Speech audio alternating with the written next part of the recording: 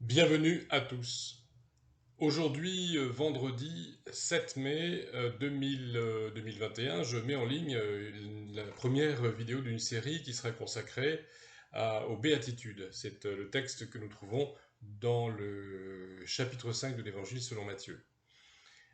Donc vous savez que nous nous retrouvons tous les vendredis, où je vous propose donc une vidéo d'une dizaine de minutes où nous méditons un verset biblique. Là donc je fais une séquence, je vous propose une séquence qui va durer 2 mois sur les béatitudes dans la version de l'Évangile selon Matthieu. Il en existe également une en Luc 6.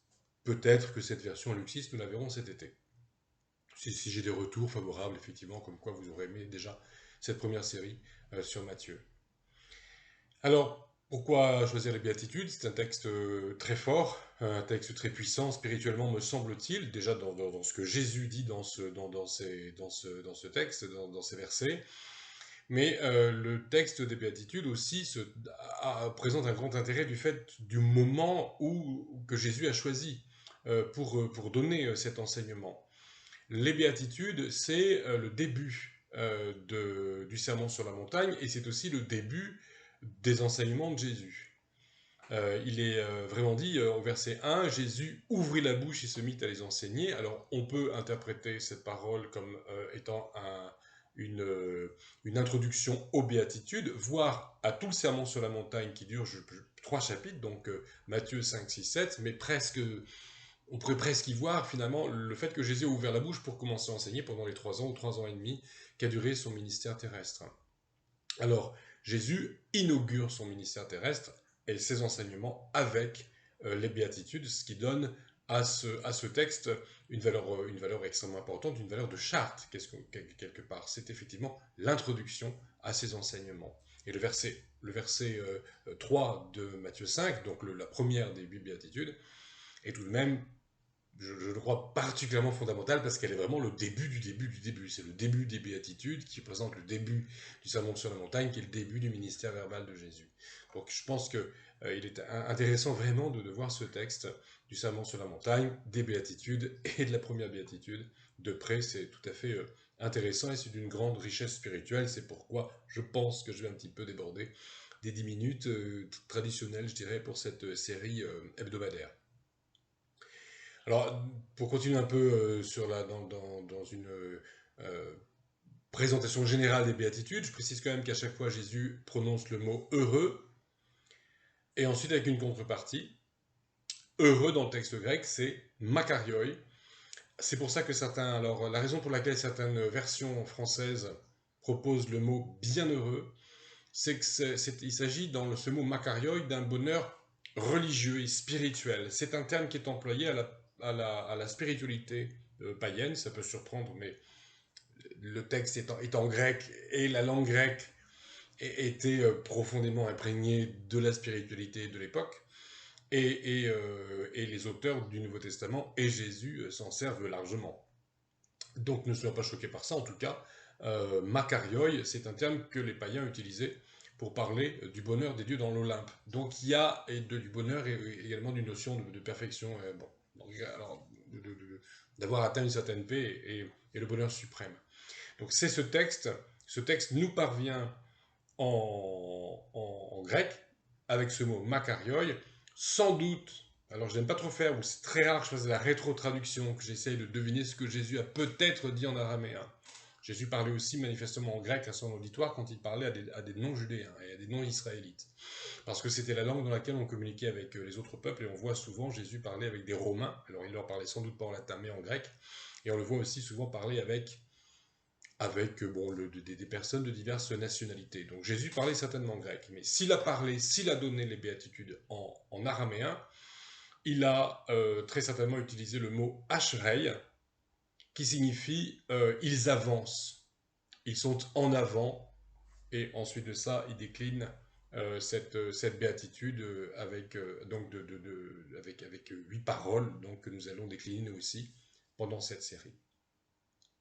Donc j'en viens maintenant à à la première béatitude, au verset 3, celle qui nous intéresse particulièrement aujourd'hui, où Jésus dit « Heureux les pauvres en esprit, car le royaume des cieux est à eux. » Donc voilà pour la traduction Colombe que j'utilise communément.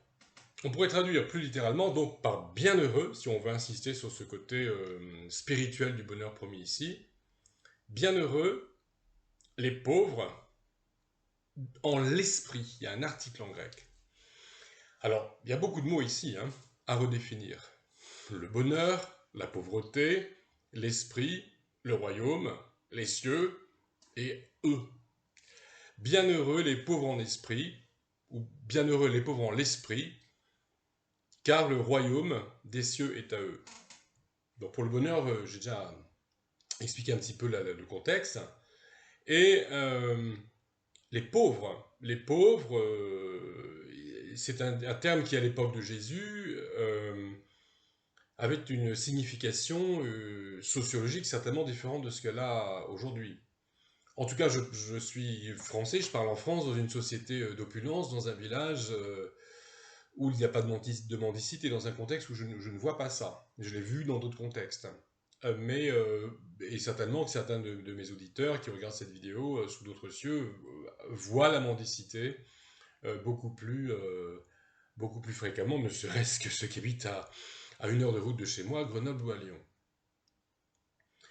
Alors, à l'époque de Jésus, la mendicité était beaucoup plus fréquente et la pauvreté, quelqu'un qui était pauvre, c'était quelqu'un qui avait besoin des autres et qui mendiait, qui était en demande, qui attendait des autres et qui avait bien compris, et étaient forcés de comprendre, les pauvres de l'époque, que sans l'aide des autres, ils ne pouvaient pas survivre. Les pauvres en l'esprit. Alors l'esprit, c'est un terme que l'on trouve souvent bien sûr dans la Bible, mais quand il s'agit de l'être humain, l'esprit de l'être humain, il s'agit de son psychisme, de son être intérieur, de sa personne, je dirais de son être immatériel, c'est pas son corps, c'est son psychisme. Deux termes sont fréquents dans la Bible, l'âme et l'esprit. Ça ne veut absolument pas dire que l'âme et l'esprit soient deux choses différentes, mais c'est que lorsque l'on parle du psychisme d'une personne sous un certain angle, on va utiliser un certain terme. Et quand la Bible parle de l'esprit, c'est le même mot que le souffle, d'ailleurs.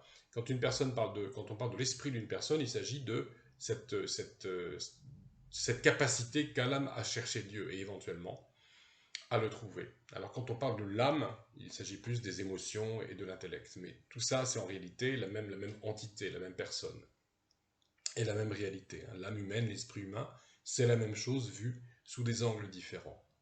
Donc on commence à avancer, c'est-à-dire que le bonheur spirituel, la béatitude, est promise par Jésus aux personnes qui, pour les choses de l'esprit, pour ce qui est de leur spiritualité, de leur relation à Dieu, attendent tout de Dieu et ne se présentent pas à Dieu comme des super-héros qui auraient des mérites, mais comme des gens qui attendent tout de la part de Dieu. Donc on peut dire que Jésus, dès qu'il ouvre la bouche, dès la première phrase qu'il prononce, annonce déjà le salut par la foi seule et sans mérite, puisqu'il s'agit de venir à Dieu en étant demandeur, et il ne s'agit pas d'apporter quelque chose à Dieu, pour s'entendre promettre de la part de Jésus l'accès au royaume des cieux.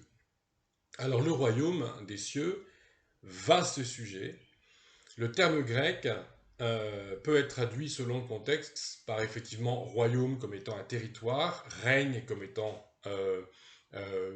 du point de vue du souverain, c'est-à-dire le règne peut-être chronologique d'un souverain, ça peut être la souveraineté, c'est-à-dire le pouvoir qu'il exerce. Donc le royaume, le règne, donc le royaume territorial, le règne chronologique, quand on prie que ton règne vienne, c'est qu'on attend le moment où Dieu installera vraiment sa puissance sur la terre, que ton règne vienne donc. Et puis il y a également la souveraineté, je dirais, politique, la souveraineté dans la puissance. Donc le terme grec, c'est tout ça à la fois. Ceux qui sont pauvres en l'esprit, qui attendent tout de Dieu, peuvent attendre le bonheur de voir Dieu exercer sa souveraineté, exercer son règne dans leur vie. Alors pourquoi royaume des cieux? Il est vrai que ce terme est interchangeable dans d'autres passages de l'Écriture, des évangiles. Jésus parle du royaume de Dieu et très souvent on trouve l'expression royaume des cieux dans Matthieu. Parce que Matthieu est imprégné de culture israélite et que les Israélites étaient et sont toujours très réticents à prononcer le nom de Dieu et même à utiliser des mots de toutes les langues pour désigner Dieu. Par exemple, certains juifs aujourd'hui écrivent le mot Dieu, qui pourtant n'a rien de biblique et rien d'hébreu, avec un point entre le D et le I, pour ne pas écrire le mot Dieu. Donc Matthieu a ce souci, par respect sans doute pour ses lecteurs juifs, et il utilise donc un mot pour un autre, une métonymie si je ne m'abuse, en disant royaume des cieux au lieu de royaume de Dieu. Mais d'autres passages vont vouloir dire la même chose avec l'expression royaume de Dieu, donc il ne faut pas chercher à épiloguer outre mesure et à chercher un sens différent lorsque Jésus dit royaume des cieux. Il s'agit bien de la souveraineté de Dieu.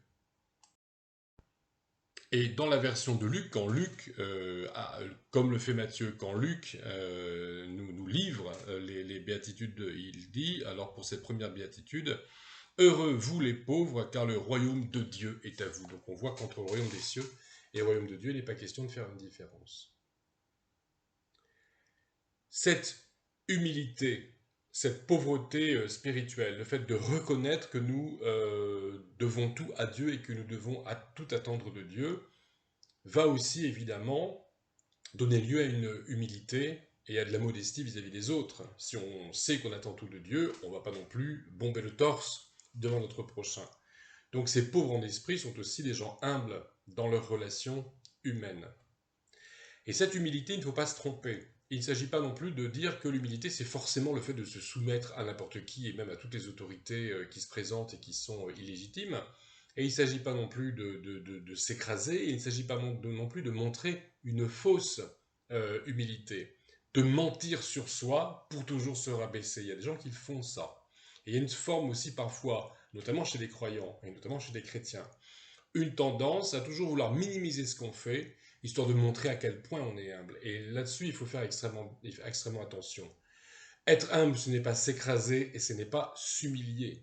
Ce n'est pas faire en sorte de toujours passer pour la dernière roue du carrosse et montrer à quel point on est humble et spirituel parce que justement, eh bien, on se met toujours de façon visible au dernier rang.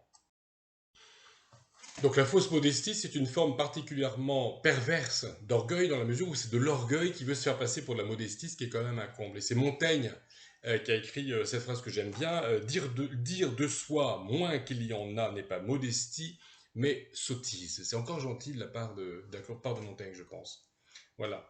Donc en fait, la véritable modestie, la véritable humilité, c'est, me semble-t-il, rester à notre place là où Dieu nous a mis et reconnaître que nous sommes ce que nous sommes pour servir Dieu auprès de nos frères et sœurs spirituels ou de nos frères et sœurs en humanité. Et là, ça me semble important. Alors, pour revenir aussi sur la notion de royaume, il est donc le royaume des cieux. Le royaume des cieux, il y a une vision, je dirais, prophétique, c'est-à-dire que si nous sommes humbles et que nous reconnaissons que nous devons tout à Dieu et que nous attendons tout de Dieu, le salut, nous ne l'attendrons que de Dieu par Jésus-Christ. Et donc ce royaume de Dieu qui est promis aux humbles, ceux qui s'approchent humblement, sans leur propre mérite, mais qui s'approchent de Dieu humblement, avec simplement en leur faveur les mérites du Christ, eh bien effectivement, Jésus leur ouvre la porte du royaume de Dieu dans une vision prophétique pour l'éternité, et il s'agit là du salut. Mais il y a également la vision de la souveraineté de Dieu dans notre vie de tous les jours. Dans notre vie de tous les jours également, si nous voulons que Dieu soit souverain, nous devons tout attendre de lui, mettre en pratique ses préceptes et lui confier nos besoins et les besoins d'autrui dans la prière et nourrir notre vie spirituelle, nourrir notre relation à Dieu. Alors ceux qui sont suffisamment humbles devant Dieu savent qu'au jour le jour et dans l'éternité, Dieu peut régner dans leur vie. Voilà, me semble-t-il, de façon très succincte, l'enseignement de la première béatitude. Que le Seigneur nous accompagne.